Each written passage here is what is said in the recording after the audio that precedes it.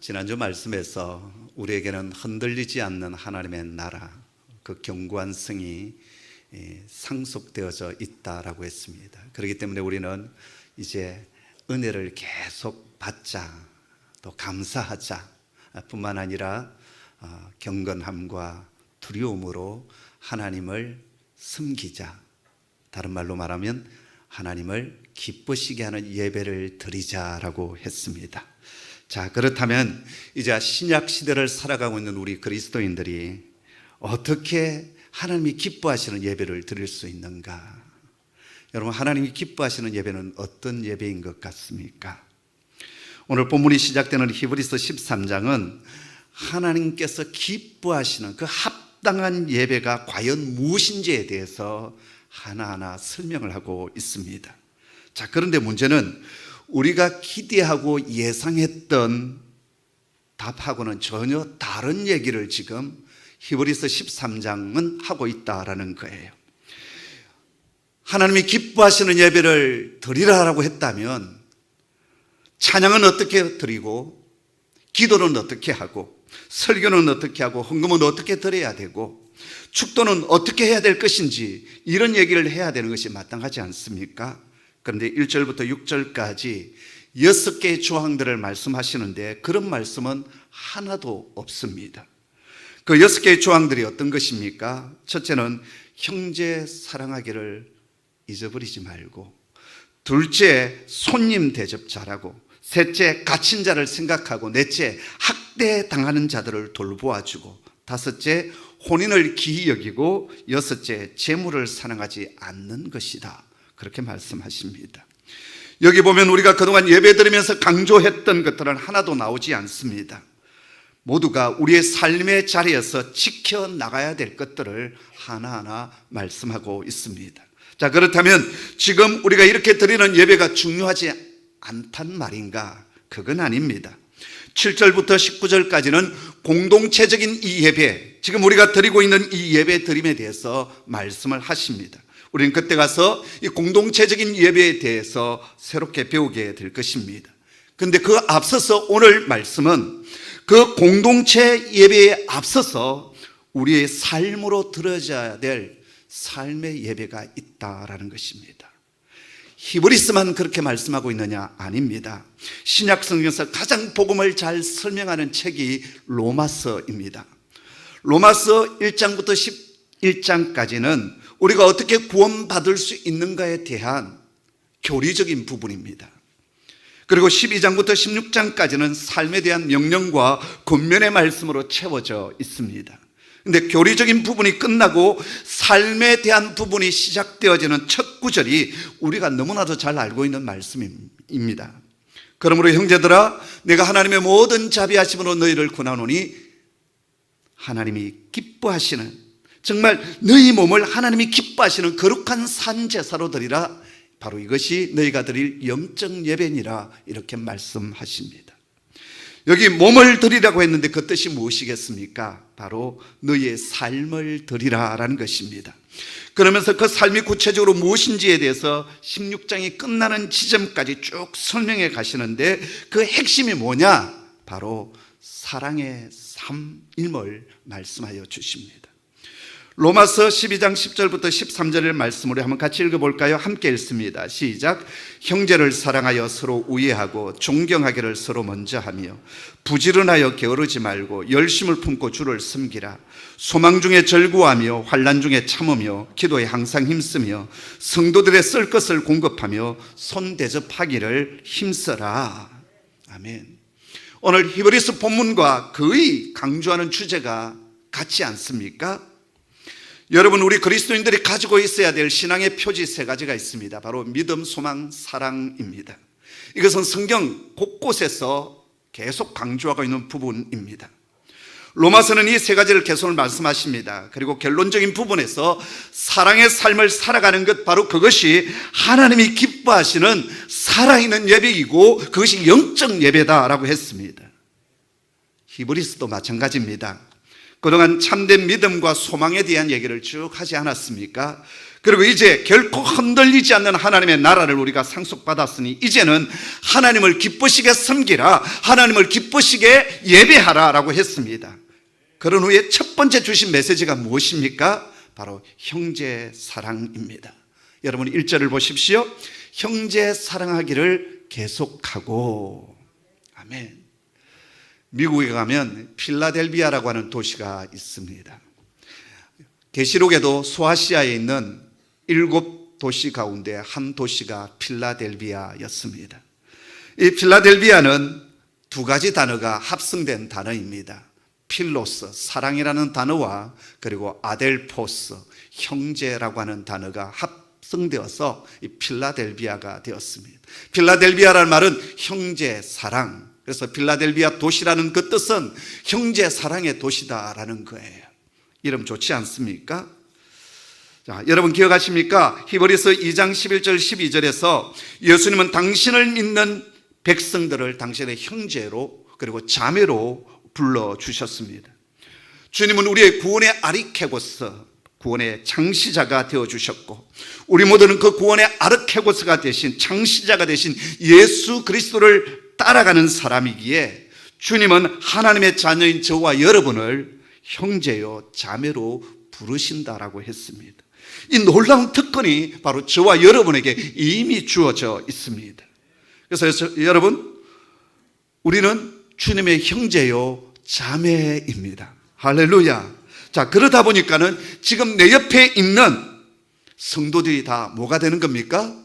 형제요 자매가 되는 것입니다. 한번 둘러보시겠습니까? 조금 민망하고 조금 못마땅하시는 분이 옆에 있습니까? 어쩌합니까? 우리가 우리의 구원의 아르케고스가 되시는 구원의 창시자가 되신 그분을 따라서 하나님의 백성이 된 그 다음에 우리의 촌수가 형제요 자매가 되었단 말입니다.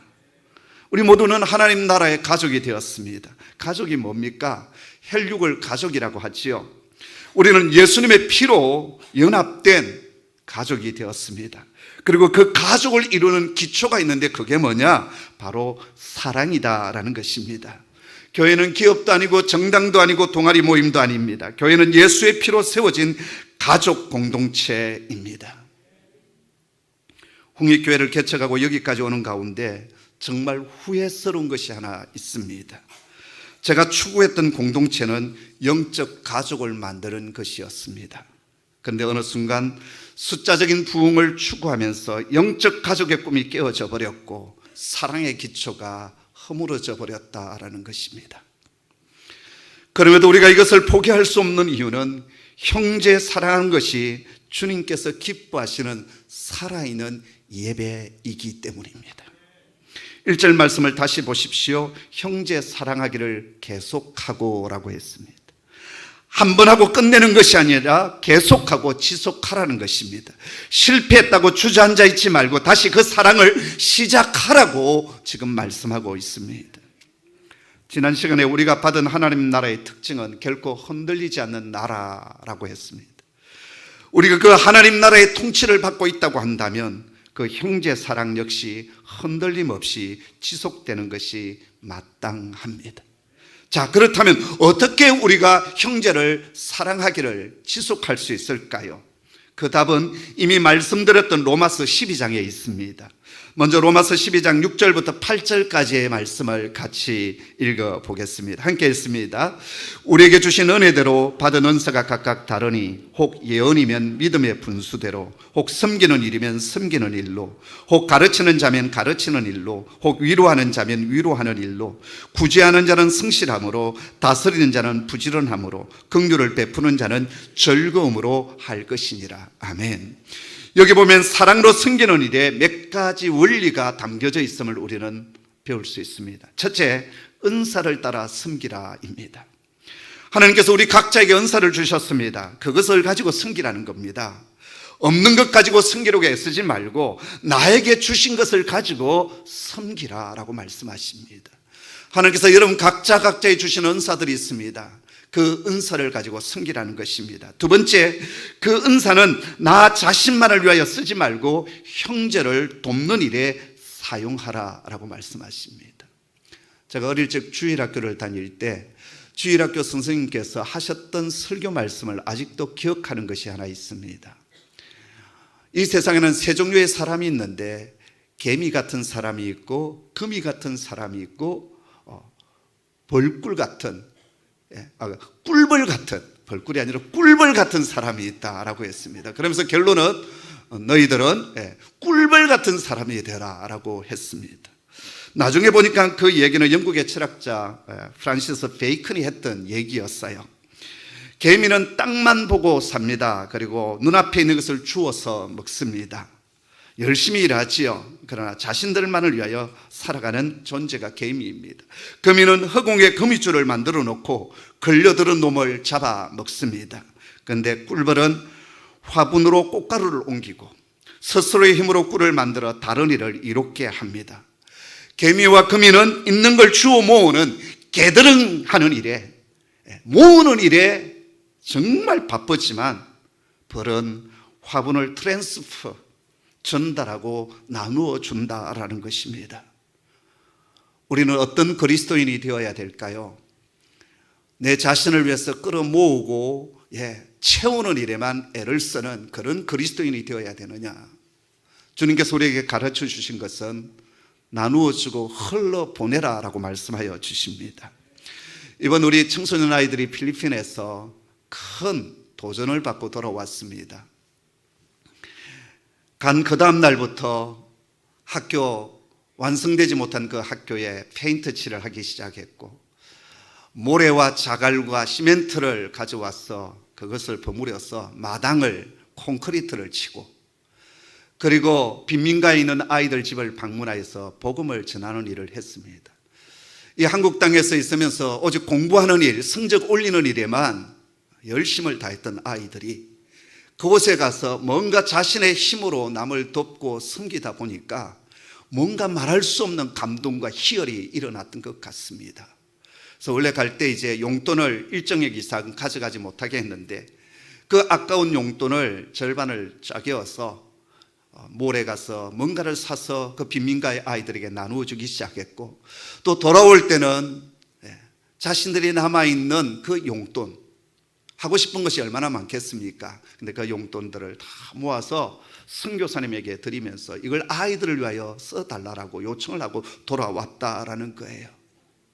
그제서야 제가 최동아 선교사님이 저에게 보냈던 그 카톡의 의미를 알게 되었습니다. 큰 일을 하고 갔습니다. 그리고 큰 감동을 주고 갔습니다. 많은 것을 주고 갔습니다. 의미가 바로 그것이었다는 것을 알게 되었습니다. 여러분, 내 자신을 위하여 채우는 일은 나에게 만족이 있지만 나누어주고 흘러보내는 일을 하게 되어질 때 내게 주어진 그 은사를 누군가를 돕는 일을 쓰게 되어질 때 말할 수 없는 기쁨의 영이 우리 안에 충만히 부어지게 됩니다.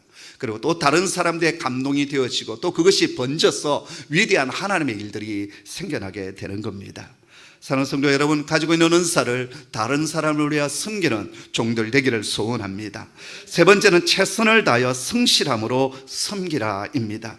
대강대강 설렁설렁이 아니라 온 마음을 다하여 섬기라.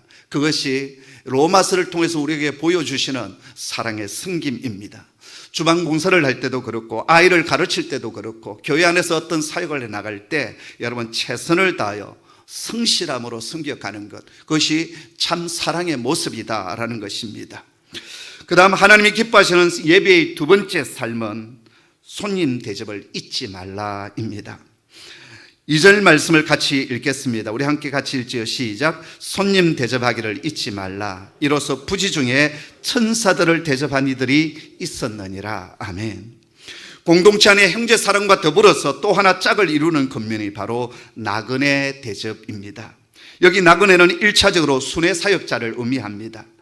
초대교회 당시 한 곳에 머물러서 목회하기보다는 사도 바울같이 이곳저곳 순회하며 복음을 전하는 전도자들이 참 많이 있었습니다. 2000년 전 지금처럼 마을마다 숙소가 있는 것도 아니었기 때문에 대부분 가정집에 초대를 받아 하룻밤 묵어 가거나 또 아니면은 그 집에 오랫동안 머물면서 그 마을 복음을 전하는 일을 했습니다. 저도 어릴 때 기억 중에 마을마다 이렇게 떠돌아다니는 장사하시는 분들이 많았다라는 거예요. 심지어는 이 구두통 같은 이 통을 메고 다니는 이발사도 있었습니다. 그래서 그 바리깡이라고 하죠. 그걸 가지고 이렇게 하는데 이게 소독이 제대로 안 된지라 저 마을에 이 기계똑 한번 돌면 이 마을도 아이들 다 이렇게 기계똑 돌고 저도 한번 걸린 적이 있습니다. 한 번의 기억은 저희가 이제 할머니하고 단둘이 이렇게 살았는데 저희 집 하룻밤 그 벌꿀 장수 아주머니가 저희 집에 오셔서 하룻밤 유숙을 하셨어요. 아마 이제 다른 가족이었고 이제 어린 손자와 할머니가 사니까 저희 할머니께서 그분을 받아들였던 것 같아요. 근데 제 기억 속에 그분이 꿀을 타서 줬는데요. 옛날에 이게 단 것을 제대로 못 먹던 시절에 그 꿀이 얼마나 달았던지 제가 그걸 먹고서는 이렇게 머리가 핑 돌았던 기억이 있습니다. 자, 이렇게 그 당시는 이렇게 순회하면서 장사를 하신 분들이 많이 있었어요. 그런데 2000년 전 복음 전도자들이 이렇게 순회하면서 복음을 전했습니다. 요즘으로 본다면 선교사들이지요. 이들을 잘 대접하고 섬기라 말씀하여 주십니다. 그리고 이것이 하나님이 기뻐하시는 예배 중에 하나다 그렇게 말씀하여 주십니다. 뿐만 아니라 여기 나그네 대접하기를 잊지 말라는 말씀 속에는 일반적인 나그네까지도 포함된다라는 것입니다. 왜냐하면 부지 중에 천사를 대접한 예를 그 다음에 말씀하고 있기 때문입니다. 창세기 18장에 보니까는 아브라함이 마므레 상수리 나무들이 있는 곳에 장막을 치고 살고 있었는데 하루는 하나님께서 아브라함에게 지나가는 나그네의 모습으로 찾아오셨습니다. 바로 그때가 날이 한창 뜨거운 대낮이었습니다. 중동의 한낮은 얼마나 뜨겁습니까? 아브라함은 그때 장막 안 그늘에 앉아 편히 쉬고 있었던 것 같은데 바로 맞은편에 웬 낯선 나그네 세 사람이 서 있는 겁니다. 아브라함은 그들을 보자마자 장막 어귀에서 달려나가 그들 앞에 엎드려 절을 하면서 그들을 맞이합니다. 손님들께서 저를 좋게 보시면 이 종의 곁을 그냥 지나가지 마옵소서. 물을 좀 가져오게 하셔서 발을 씻으시고 이 나무 아래에서 좀 쉬었다 가십시오. 제가 손님들이 드실 수 있도록 맛난 요리도 좀 만들어 오겠습니다. 잡수시고 기분이 좀 상쾌해지시면 몸이 좀 회복되어지시면 그 다음 길을 좀 가시면 좋겠습니다. 아브라함의 간청에 나그네를 찾아오신 하나님께서 대답하십니다. 좋습니다. 그렇게 말씀하시면 저희가 사양하지 않겠습니다. 그 말이 떨어지자마자 아브라함은 장막 안으로 뛰어들어가면서 아내 사라에게 말합니다. 여보, 빨리 고운 가루 3사를 가지고 와서 반죽을 만들어 빵을 만드시오. 그리고 가축이 있는 곳으로 직접 달려가서 그 중에 가장 기름진 송아지 한 마리를 잡아옵니다. 그리고 하인에게 주면서 빨리 요리를 하라고 재촉을 합니다. 그리고서는 엉긴 젖, 요즘으로 본다면 요구르트지요. 그리고 우유와 하인이 만든 송아지 요리를 나그네들 앞에 차려놓습니다. 그리고 아브라함은 그 나그네들이 먹을 동안 옆에 서서 하인처럼 시중을 듭니다.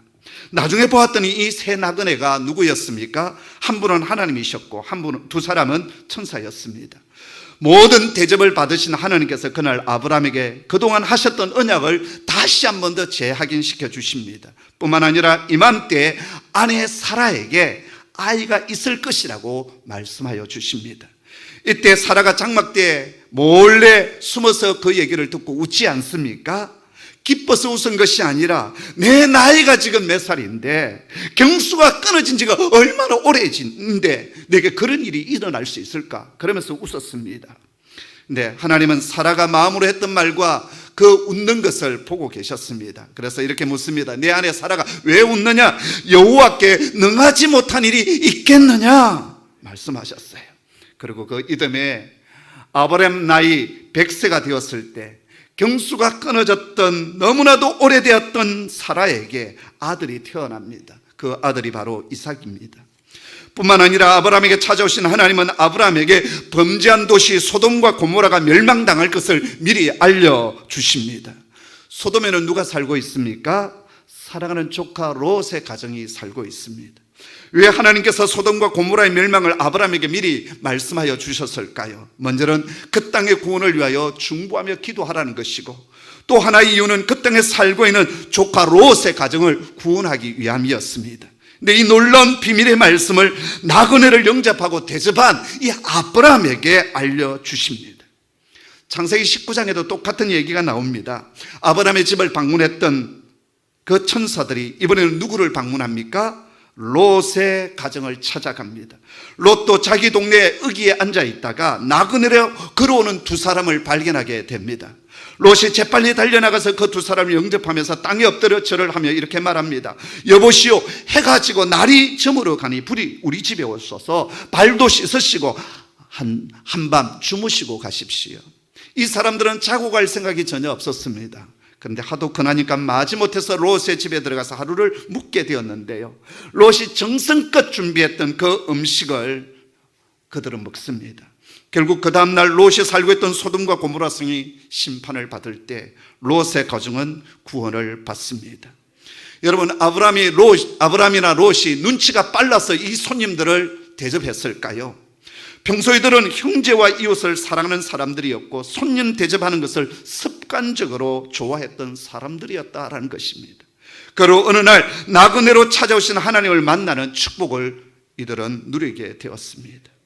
오늘 창세기 본문에서 아브라함이 나그네를 대접했던 그 모습 속에서 참된 섬김의 자세를 몇 가지 배우게 됩니다. 첫째, 자원하는 마음이었습니다. 아브라함이나 조카 롯이나 누가 시켜서 한 것이 아니었습니다. 나그네를 본 순간 바로 달려갔습니다. 기쁜 마음으로, 자원하는 마음으로 그 나그네를 자신의 장막으로 모셨습니다. 둘째, 감동을 주는 자세, 환영하는 자세였습니다. 땅에 엎드려 절하며 자신의 집으로 영접합니다. 웰컴, 환영하고 있습니다. 오시면 좋고 그렇지 않으셔도 좋고 그런 태도가 아니었습니다. 꼭 오셔야 됩니다. 완전히 엎드려서 환영하고 있습니다. 바로 그게 나그네의 마음을 감동시켜 준 것입니다. 세 번째, 제일 좋은 것으로 섬겼습니다. 가장 기름진 송아지를 잡습니다. 병들고 비쩍 마른 송아지가 아니었습니다. 가장 기름진 송아지였습니다. 그리고 고운 밀가루 새 서아였습니다. 거친 가루 아니었습니다. 고운 가루였습니다. 고운 가루로 만들려고 하면 얼마나 힘든 과정을 거쳐야만 했을까요? 그런데 그것을 낯선 나그네를 위하여 섬기는데 다 사용했습니다. 네 번째, 아브라함은 끝까지 종의 자세로 섬겼습니다. 하인이 있었지만 직접 움직이고 섬겼습니다. 우리에 있는 송아지를 한 마리 잡아오라고 하인에게 그렇게 명령할 수 있는 것 아니겠습니까? 그런데 자신이 직접 가서 그 중에 제일 송아지를 골라옵니다. 이때 아브라함의 나이가 99세였습니다. 뿐만 아닙니다. 손님들이 식사를 다 할 때까지 아브라함은 그 자리를 떠나지 않고 하인처럼 서서 섬깁니다. 내가 대접한다고 생색을 내거나 자랑하지 않았습니다. 종의 자세로 섬겼습니다. 이것이 하나님의 마음을 감동시킨 것이죠. 다섯째, 대가를 바라보고 섬긴 것이 아니었습니다. 하나님인 줄 알고 섬긴 것도 아니었고, 이렇게 섬기면 이 나그네들이 나에게 이런 대가를 지불해 줄 것이다, 그렇게 해서 섬긴 것이 아니었습니다. 이 뜨거운 대낮에 이들이 쓰러질 수도 있겠구나, 긍휼한 마음이 들었고 그렇게 섬겼습니다. 아브라함 역시 갈대 우르를 떠난 뒤에 평생 나그네 인생으로 살지 않았습니까? 그 나그네의 삶에서 수많은 사람들의 도움과 사랑을 받았음이 분명합니다. 그렇게 자신 또한 받았던 은혜를 갚았던 것입니다. 사도 베드로는 우리를 나그네로 살아가는 인생이다, 그렇게 얘기를 했습니다. 이 세상에 태어나서 주님 품 안에 안기는 그날까지 우리는 나그네로서 수많은 사람들의 돌봄과 사랑을 입고 살아갑니다. 그러하기에 우리 또한 받은 그 사랑을 또 다른 나그네에게 흘러보내는 것이 마땅합니다. 무엇보다도 우리는 복음의 빚진 자요 은혜의 빚진 자입니다. 그 빚을 갚아가는 성도가 되어야 합니다. 바로 그것이 하나님이 기뻐하시는 몸의 제사, 삶의 예배입니다. 하나님은 아브라함이 드린 이 예배를 기쁨으로 받으셨습니다. 그리고 그 가정을 크게 축복하셨고 언약의 아들 이삭을 주셨습니다. 그리고 하늘의 비밀한 뜻을 가르쳐 주셨습니다. 대가를 바라지 않았는데 하나님은 엄청난 대가를 부어 주셨습니다. 사는 성도 여러분, 우리 홍익교회 기업처럼 만들지 마시고 영적 가족처럼 만들어가는 공동체 되었으면 참 좋겠습니다. 어느덧 교회가 많이 커졌습니다. 그래서 우리 안에 있는 그 사랑의 끈끈함이 많이 깨어지고 무너져 버렸습니다. 지금 2주 동안 교회 식당 운영을 하고 있지 않는데 더워서 어쩔 수 없이 그러고 있습니다. 그런데 어느 일각에서는 이거 힘드니까 사람을 사서 식당 운영하자, 그런 분도 계십니다. 우린 가족이기 때문에 우리 손으로 그저 맛이 있든 없든 해서 같이 나누어 먹는 것이 참 공동체의 아름다운 모습이다, 저는 그렇게 생각을 합니다. 여러분, 식당의 밥들이 화려하고 맛있지 않습니까? 그렇다 해서 부모님이 맨날 그 요리 사다가 가족들 먹입니까? 그렇지 않지 않습니까? 그저 따뜻한 내 손으로 만든 밥과 반찬, 그러면서 한 가족 공동체가 식탁에 둘러앉아서 하나됨을 누리는 것 아니겠습니까? 여러분, 여성들 힘들지만 그래서 서로 같이 또 그 주방에서 섬기면서 하나가 되어지고 하하호호 웃기도 하고, 그러면서 가족됨을 확인하는 것 아니겠습니까? 그리고 내가 헌신하고 섬겼던 그 음식을 먹으면서 또 누군가 기쁨을 누리고 새 가족들, 나그네들이 와서 또 배불리고 만족을 누리고 기쁨을 누리는 것, 그것이 영적 가족 공동체의 참모습 아니겠습니까? 교회 안의 청소도 마찬가지입니다. 어쩔 수 없이 이제 교회 청소를 외주에 맡겨서 바깥쪽에서 와서 사람들이 청소를 합니다. 그러나 제가 오래전부터 늘 강조했던 것은 우리 손으로 우리가 지금 예배드리고 아이들을 가르치고 교제하는 이 공간을 우리가 좀 청소하고 좀 부족하다 할지라도 그렇게 하는 것이 더 좋지 않겠느냐라는 것이 제 생각입니다. 어떻습니까? 섬기면서 하나님의 집, 우리의 집, 그렇게 할 때 우리가 이곳에서 예배 드리는 그 기쁨이 더 배가 되지 않겠습니까, 여러분? 오늘날 교회는 모든 것을 돈으로 해결하려고 합니다. 내가 헌신하고 내가 땀 흘리고 내가 뭔가 좀 해서 그리고 그곳에서 하나님 앞에 예배 드리는 이러한 정신들이 점점 사라지고 있습니다. 저는 그것은 참 교회됨의 모습을 잃어버리는 것이라고 생각합니다. 사랑하는 성도 여러분, 자원하는 마음으로, 기쁜 마음으로 내가 가지고 있는 최선의 것을 가지고 또 승격하고 또 그것이 다른 사람에게 기쁨의 영으로 임하게 되는, 그리고 은혜가 충만해지는 그런 공동체, 그런 가족 공동체를 만들어가는 참된 예배자가 되기를 주님의 이름으로 축복합니다. 기도하겠습니다. 아버지 하나님, 우리에게 결코 흔들리지 않는 하늘의 도성 예루살렘을 허락하여 주시고 우리 모두를 당신의 형제요 자매로 불러주셨음을 감사합니다. 주님이 기뻐하시는 그 예배, 형제 사랑하기를 계속하게 하여 주시고 나그네를 정말 대접하고 우리의 것을 가지고 최선을 다하여 섬겨가는 가족 공동체 만들어가는 저희들 되게 하여 주시옵소서. 그래서 주일마다 이 예배에 하나님의 임재와 기쁨의 영이 충만히 넘치게 하여 주시옵소서. 예수님의 이름으로 기도드리옵나이다. 아멘.